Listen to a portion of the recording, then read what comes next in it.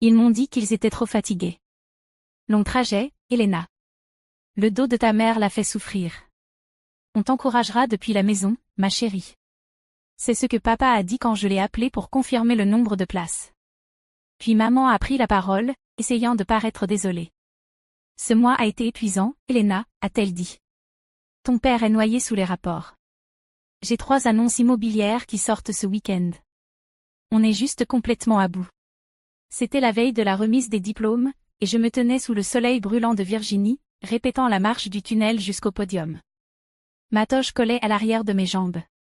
La doyenne m'a tendu une petite carte avec mon nom imprimé en lettres dorées. En dessous, il y avait écrit « Major de promotion ». Tu seras assise ici, dit-elle en pointant une chaise pliante en métal au centre de la scène. Et tu as demandé 3 places dans la section réservée aux familles? J'ai hoché la tête. Oui, 3. Même si, à ce moment-là, je savais déjà. Quand la répétition s'est terminée, je me suis glissée sous les gradins pour vérifier mon téléphone. Un message de maman était arrivé pendant l'exercice du discours. On est juste trop fatigué pour faire le trajet, ma chérie. Tu comprends, n'est-ce pas? On est tellement fiers de toi. Profite de ton moment. On regardera la retransmission. J'ai fixé l'écran, pas en colère, même pas surprise. Puis, bêtement, j'ai ouvert Instagram. Savannah avait publié une story 20 minutes plus tôt. Elle tenait une mimosa. Maman était à côté d'elle, en peignoir blanc moelleux. Leurs pieds trempaient dans de l'eau parfumée aux pétales de rose. Sourire large. Chaussons de spa assortis. Week-end mère-fille recharge bien-être DAR. La localisation indiquait, The Willow Spa, Georgetown. J'ai fait défiler jusqu'au clip suivant, un boomerang d'elle trinquant avec comme légende. Parfois, prendre soin de soi, c'est ignorer le bruit. Et puis un commentaire de maman. Meilleure journée avec ma fille adorée. Je n'ai pas commenté. Je n'ai pas envoyé de message. Je n'ai pas pleuré. J'ai fermé l'appli. Je suis retournée au dortoir. Je me suis assise à mon bureau, fixant la version finale de mon discours de major. Il débordait de gratitude. D'espoir. Le genre de discours qui sonne bien dans une newsletter universitaire. Je l'ai supprimé et j'ai ouvert une page blanche. La page est restée blanche un moment. Je ne savais pas ce que je voulais dire. Je savais juste que je ne pouvais plus dire ce que j'avais écrit avant. Ce n'était pas seulement à cause de la journée au spa. C'était tout ce qui avait précédé. Et ça revenait toujours à cet anniversaire. J'allais avoir 16 ans, le genre d'anniversaire qu'on n'oublie pas. Sauf que moi, je l'avais presque oublié, jusqu'à ce que je voie les photos de Savannah, des années plus tard. Cette année-là, j'avais demandé à dîner dans le petit resto italien du centre-ville. Rien de spécial. Juste nous 4. Des pâtes et un dessert. Maman avait dit qu'ils étaient trop occupés. Beaucoup de boulot en ce moment. On fêtera ça à la maison. Et c'est ce qu'on a fait. À la maison, j'ai eu une boîte emballée sur le comptoir de la cuisine, un agenda en cuir et un mot qui disait « Pour le futur que tu construis ». C'était pratique. Réfléchi, d'une certaine manière. J'ai dit merci. J'ai même souri pour la photo. Puis j'ai aidé maman à faire la vaisselle. Quelques mois plus tard, Savannah a eu 19 ans. Soudain, la cour était décorée de guirlandes lumineuses. Un chef privé est arrivé avec des plateaux en argent. Un gâteau personnalisé en forme de sac Chanel trônait à côté d'un karaoké complet. Je l'ai regardé tournoyer dans la robe que maman avait choisie. Les rires résonnaient sous les guirlandes. Papa tenait l'appareil photo comme sur un tapis rouge, capturant chaque sourire, chaque pose. Je suis restée debout, derrière la porte coulissante, à la regarder tournoyer dans cette robe. Papa ne s'arrêtait pas de prendre des photos. Maman applaudissait en criant « Regardez notre petite star !» Ils ne m'ont jamais appelée comme ça. Pas une seule fois. Quand je leur ai posé la question plus tard, doucement, prudemment, maman a dit « Oh ma chérie, tu n'as jamais aimé les fêtes. Tu es notre sérieuse. Celle qui est concentrée. » Comme si ça expliquait tout. Comme si ça excusait le fait de ne jamais m'avoir demandé ce que je voulais vraiment. Et peut-être qu'ils avaient raison. J'étais la sérieuse. Je lisais avant de dormir, pas des magazines de mode. J'aimais les librairies silencieuses, pas les brunchs animés. Et peut-être, juste peut-être, je ne brillais pas comme Savannah. Mais ça ne voulait pas dire que je ne voulais pas être vue. Alors j'ai travaillé encore plus à l'école, sur les dissertations, pour avoir des notes parfaites. Si je ne pouvais pas être la fille qu'on applaudit, peut-être que je pouvais être celle qu'on cite au dîner. Mais ils ne l'ont jamais fait. Et maintenant, au bord du plus grand moment de ma vie, ils étaient trop fatigués. Trop occupés. Trop épuisés. Mais pas trop fatigués pour des soins du visage et du champagne. De retour à mon bureau, j'ai écrit 5 mots en haut de la page. Ce n'est pas un merci. Puis j'ai continué. 3 semaines avant la remise des diplômes, j'ai reçu l'email. Objet, confirmation de l'annonce du major de promotion. J'étais assise dans un coin tranquille du café du campus, les yeux rivés à l'écran. Pendant un instant, le bruit autour de moi s'est estompé. C'était réel. Moi. Première de la classe. 4 années de points bonus. De permanence chez les profs. De vacances de printemps sacrifiées. J'avais passé un été entier à relire des dissertations pour le département, enfermée dans une salle sans fenêtre, pendant que Savannah prenait des selfies sur un yacht à Santorin. Et maintenant, ça. J'ai appelé la maison, les mains encore tremblantes. Maman a décroché au 3e appel. J'ai reconnu en fond le bourdonnement d'une émission HGTV. Elle avait l'air distraite. Maman, j'ai une grande nouvelle. Oh, ma chérie, attends, ces placards sont horribles, dit-elle en riant. D'accord, dis-moi. J'ai avalé ma salive. Je l'ai eu. Je suis major de promotion. Un silence. Puis. C'est bien, ma chérie. Donc ça veut dire que tu as, quoi, les meilleures notes? J'ai hoché la tête, même si elle ne pouvait pas me voir. Oui. Je vais faire le discours. Ah oui, super. Tu as toujours été notre petit rat de bibliothèque. Et tout de suite après, elle a enchaîné. Est-ce que je t'ai dit que la styliste de Savannah allait peut-être faire un shooting à Miami? Ce serait énorme pour elle. Je ne l'ai pas interrompue. Je l'ai laissé finir son histoire, les contacts de Savannah, les gens qu'elle rencontrait, ce qu'elle allait porter. Quand j'ai parlé de la date de la remise des diplômes et dit que j'allais envoyer des invitations formelles, maman a ri. Oh, ma chérie, fais pas tout un truc. Envoie juste un texto. Mais je ne voulais pas envoyer un texto. Je voulais quelque chose qu'il ne pourrait pas faire défiler. Alors je suis allée dans une petite papeterie près du campus et j'ai acheté du papier ivoire épais, découpé à la main, avec des bords irréguliers. J'ai écrit leur nom à l'encre dorée, avec la calligraphie que j'avais apprise toute seule enfant, pas une faute, pas une tache. À l'intérieur. Ça représenterait tout pour moi que vous soyez là. Ce week-end-là, j'ai fait les 3 heures de route jusqu'à la maison. J'ai attendu après le dîner, après que Savannah ait terminé son long récit d'un brunch avec quelqu'un d'important et que papa ait entamé sa 2e bouteille de vin. J'ai posé les enveloppes sur la table, une par une. Papa a levé un sourcil. Tu as fait toute cette route juste pour ça? Maman a ouvert la sienne. Oh, ma chérie, dit-elle, tu as utilisé le stylo doré avec les boucles sur les œufs. Savannah a jeté un coup d'œil. Mignon, dit-elle, puis elle est retournée à son téléphone.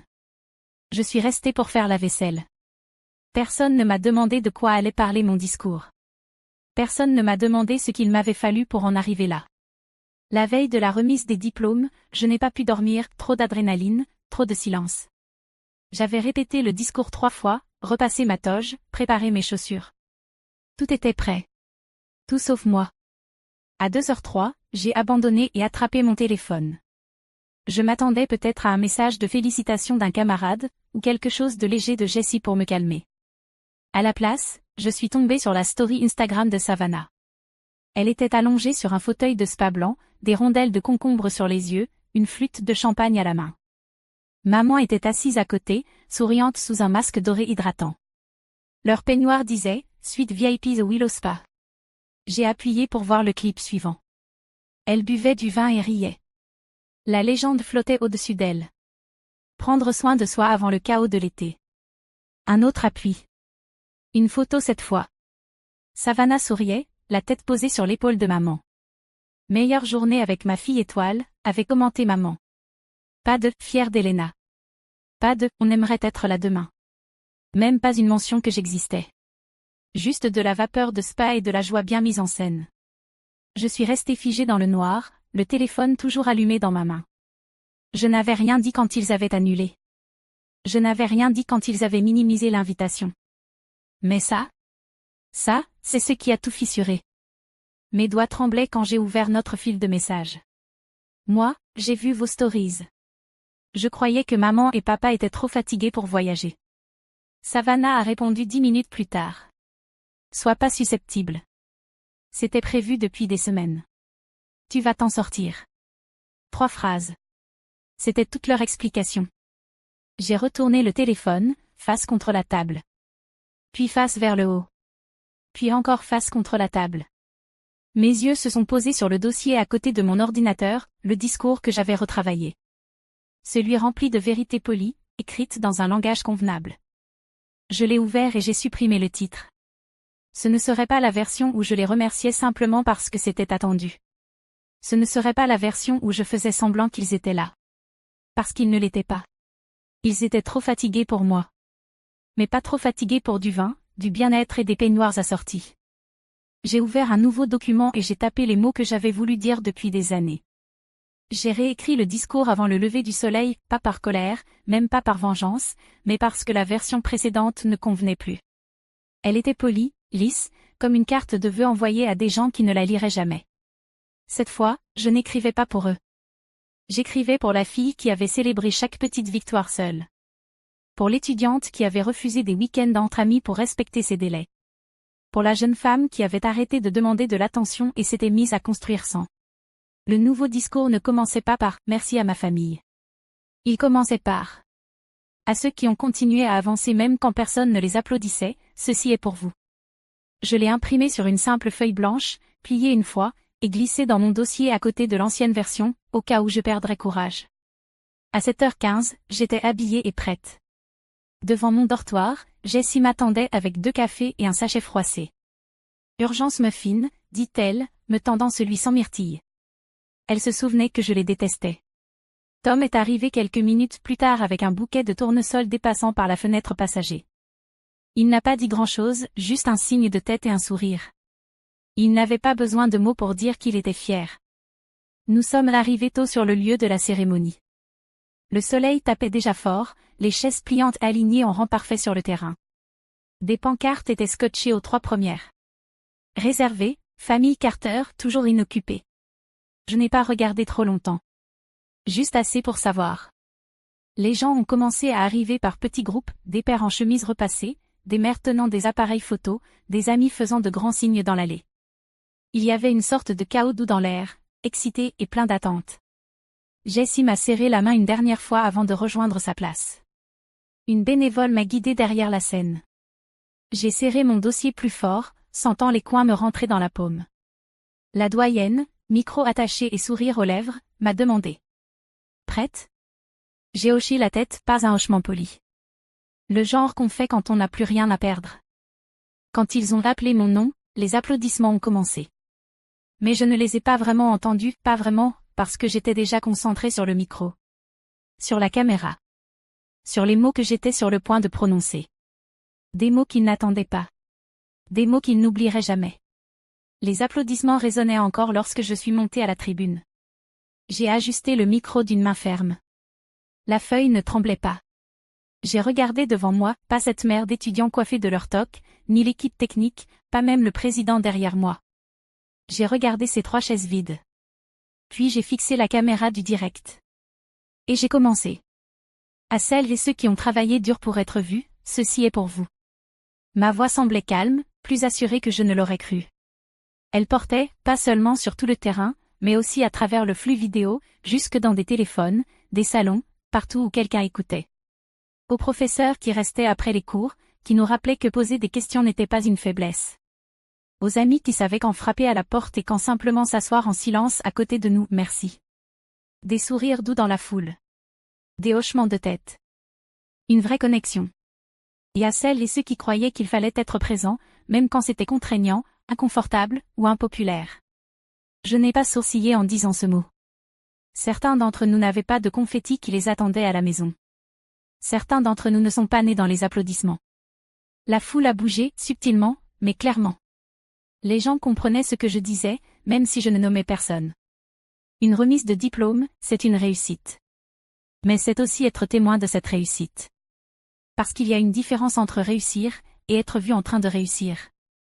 Je sentais la caméra fixée sur mon visage. Parfait. J'avais demandé 3 sièges dans la section famille. Ils sont toujours libres. Silence. Quelqu'un a toussé près de l'allée, et le bruit a résonné plus fort qu'il n'aurait dû. Si vous avez déjà été assis dans une pièce en vous demandant si votre réussite comptait, parce que personne n'avait applaudi. Permettez-moi d'être la première à vous dire, elle compte. Elle a toujours compté. Les yeux de Jessie brillaient. J'ai vu Tom siffler doucement en souriant. Certains d'entre nous ont grandi en apprenant que l'amour avait des conditions, que la fierté avait des règles. Mais vous n'avez pas besoin de l'autorisation de quelqu'un d'autre pour être fier de vous. Une autre pause. Alors si aujourd'hui, vous avez traversé cette scène pour vous-même, parce que personne ne vous a poussé, parce que personne ne vous a félicité, je vous vois. On y est arrivé. Et on y est arrivé honnêtement. J'ai plié la feuille et me suis éloigné du micro. Les applaudissements ont d'abord été lents. Puis ils ont gonflé, plus fort que ce que j'avais imaginé. Mais je n'écoutais pas pour ça. Parce que quelque part, derrière un écran, ils entendaient eux aussi. Et cette fois, ils ne pouvaient pas interrompre. Ils ne pouvaient pas sourire et faire semblant. Ils devaient juste s'asseoir et laisser les mots faire leur chemin. J'ai ouvert le tiroir. Je ne me suis pas changée. Je n'ai pas allumé la lumière. Je me suis simplement assise, j'ai ouvert le tiroir, et j'ai fouillé derrière le tas de stylos et de reçus. L'enveloppe était toujours là. Légèrement pliée. Sans adresse d'expéditeur. Juste mon prénom, Elena, écrit de la main de mon père. La façon dont il bouclait le « E » n'avait jamais changé. Il me l'avait donné il y a 3 ans, après qu'on ait mangé des pancakes pour fêter mon admission à l'université. Il l'avait glissé sur la table comme si ce n'était rien. Juste quelque chose que je voulais que tu aies, avait-il dit. Je l'avais lu une fois, plié avec soin, et rangé. Ce soir, c'était différent. J'ai déplié la feuille doucement, comme si les mots pouvaient s'envoler. Elena. Tu portes toujours plus que tu ne laisses paraître. Je le vois. J'espère que tu n'oublieras jamais que ta force tranquille est une force malgré tout. Tu as mérité tout ce qui t'arrive. Peu importe où tu vas, ne laisse jamais personne te faire rétrécir pour être vu. Tu le es déjà. Avec amour? Papa. C'était tout. Pas de long discours. Pas d'instruction. Juste une note d'un père qui, à un moment, m'avait vu. Vraiment vu. Avant les dîners où je n'étais pas invitée. Avant que les week-ends spa de Savannah ne deviennent des événements familiaux. Avant que je commence à me rapetisser juste pour maintenir la paix. J'ai tenu la lettre comme quelque chose de fragile, comme si elle allait se désintégrer si je respirais trop fort. Elle n'avait jamais été lue à un dîner de famille. Jamais encadrée dans le couloir. Personne n'avait jamais demandé à la relire. Mais elle existait. Mon téléphone a vibré sur le bureau. Un message de maman. Nous avons regardé le direct. Ton discours était, eh bien, inattendu. Mais puissant. Appelle-nous quand tu as un moment, d'accord? Et un autre de Savannah. Félicitations, major de promo. Je ne savais pas que tu ressentais tout ça. Sois moins dramatique la prochaine fois. Je n'ai pas répondu. Je n'ai pas ouvert Instagram le lendemain matin quand Savannah a posté une nouvelle photo, encore en peignoir, avec la légende.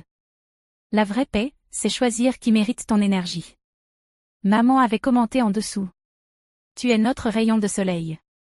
Je n'ai pas aimé. Je n'ai pas partagé. Je n'ai pas répondu. Parce que j'avais quelque chose qu'il n'avait jamais posté. Qu'il n'avait jamais retenu. Qu'il n'avait pas su garder. Mais moi, si. Et parfois, ce qu'il n'encadre pas, ce sont les choses que vous portez avec vous le plus longtemps. 3 semaines plus tard, j'ai déménagé à Washington, D.C. L'offre de stage était arrivée un mois avant la remise des diplômes rédaction publicitaire pour un magazine numérique consacré aux entreprises dirigées par des femmes. J'ai dit oui sans hésiter. C'était comme une page blanche. Mon appartement était minuscule, avec un parquet grinçant et une fenêtre qui attrapait exactement 15 minutes de soleil le matin. Mais c'était le mien. Aucun cadre avec des citations inspirantes au mur. Aucun portrait de famille. Juste un espace calme pour réfléchir à ce que je voulais écrire et à qui j'étais quand personne ne me notait. Je n'ai pas appelé mes parents. Pas par rancune, mais parce que je ne ressentais plus ce besoin. Ce lien s'était desserré. Savannah m'a envoyé un message une fois, juste un, la veille de mon départ pour Washington. J'ai repensé à ton discours. Tu as été courageuse. Je l'ai regardé longtemps. Il n'y avait pas de « désolé », pas de « j'aurais dû venir ». Mais il n'y avait pas non plus de sarcasme ni de condescendance. Juste de l'honnêteté. Un peu d'inconfort peut-être. De la curiosité. 2 semaines après le début de mon nouveau travail, elle a écrit de nouveau. On déjeune ensemble? Je serai en ville. On s'est retrouvés à Union Market. Terrain neutre. Aucun mot sur maman ou papa. Aucune explication. Elle n'a pas mentionné la journée au spa. Je n'ai pas parlé des chaises vides. À la place, on a parlé de la nourriture. De cette sensation étrange d'être adulte, à comparer les loyers et les temps de trajet. C'était la première fois depuis des années qu'on partageait un repas sans l'ombre des avis de nos parents. Quand on s'est dit au revoir, elle ne m'a pas prise dans ses bras. Mais elle avait l'air d'en avoir envie. Ce soir-là, en rentrant, je suis passée devant un stand de fleurs et je me suis offert un petit bouquet, des tulipes jaunes et du gypsophile. Rien de sophistiqué. Juste quelque chose de lumineux pour mon bureau. J'ai réglé le minuteur de mon téléphone et pris une photo, assise à la table de la cuisine, souriante, les fleurs à la main. Je l'ai postée sur mon nouveau compte, pas sur la page Facebook de la famille. Juste mon espace. À moi seule. La légende disait. Il m'a fallu 22 ans pour enfin prendre une photo qui n'avait pas besoin d'être approuvée. Personne n'a été identifié. Personne n'a commenté, tellement fier de notre fille. Et je n'en avais pas besoin. Cette photo n'était pas pour eux. Elle était pour la version de moi qui attendait toujours près du téléphone. La fille qui faisait défiler l'écran, se demandant ce qu'elle avait mal fait cette fois. Cette fois, elle ne se demandait rien. Elle souriait. Parce que parfois, guérir n'est pas bruyant. Ça ne vient pas avec des applaudissements ni des excuses.